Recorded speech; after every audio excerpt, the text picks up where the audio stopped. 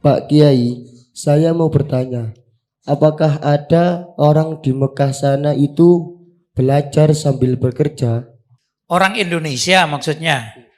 Orang Indonesia yang mukim di Mekah atau di Madinah sambil belajar tapi dia bekerja.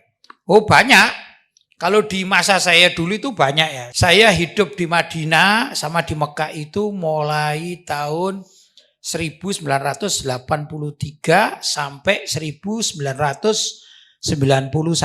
Itu masa saya hidup di sana. Saya banyak kawan-kawan yang dia bekerja tapi juga malamnya belajar. Banyak sekali begitu. Ya.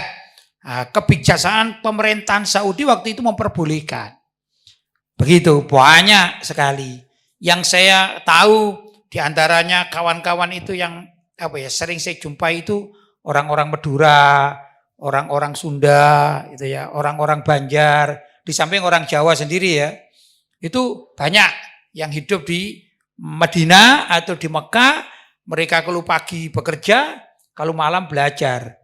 Atau juga sebagian tidak begitu. Belajarnya itu ya tiap hari, tapi nanti istilahnya waktu musim itu musim haji, mereka libur tidak belajar. Izin kepada syekhnya karena dia bekerja, karena orang tersebut bekerja full untuk membantu jamaah haji, membantu sambil berbisnis. Misalnya yang saya tahu mengurusi koper-kopernya jamaah haji, misalnya ya, kalau pindah dari Madinah menuju Mekah, nah, nanti satu koper itu dihargai berapa, sehingga jamaah haji sudah tidak mikirkan koper itu, ada yang ngurusi seperti travelan gitu. Ini dilakukan oleh kalangan mukimin yang sebelum musim haji itu mereka belajar pada masyayikh, tapi di saat musim haji mereka bekerja.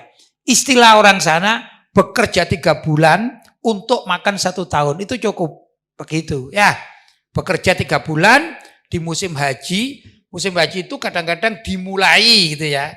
Kalau kita bukan bicara masalah tauqitul hajj ya, tapi kita berbicara tentang orang bekerja kan gitu. Dimulai dari Ramadan.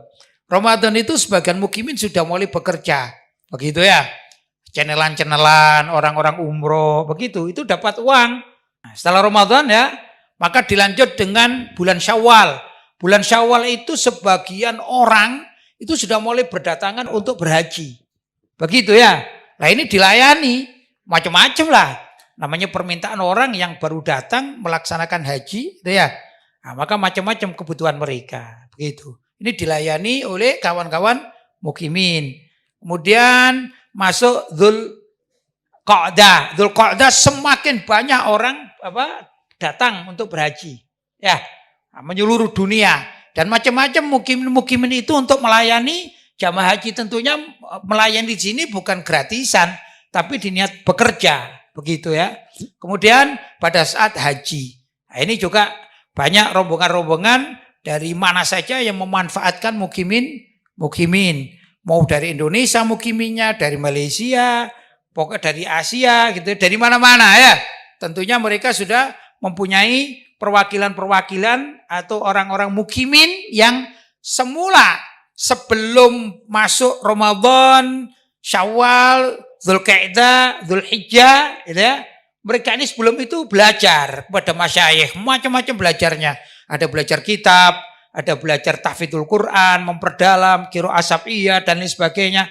Nah, begitu musim, istilahnya orang sana musim, maka mereka tidak belajar, tapi mereka bekerja full. Nanti hasil dari pekerjaan itu dipergunakan untuk hidup selama 1 tahun begitu. Ya, tapi kalau sekarang ini sepertinya banyak perubahan sejak pemerintahan Saudi ini dimotori oleh Muhammad bin Salman.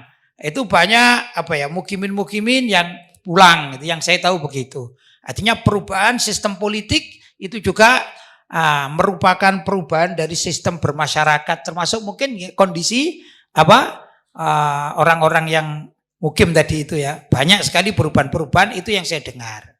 Paham ya? Baik.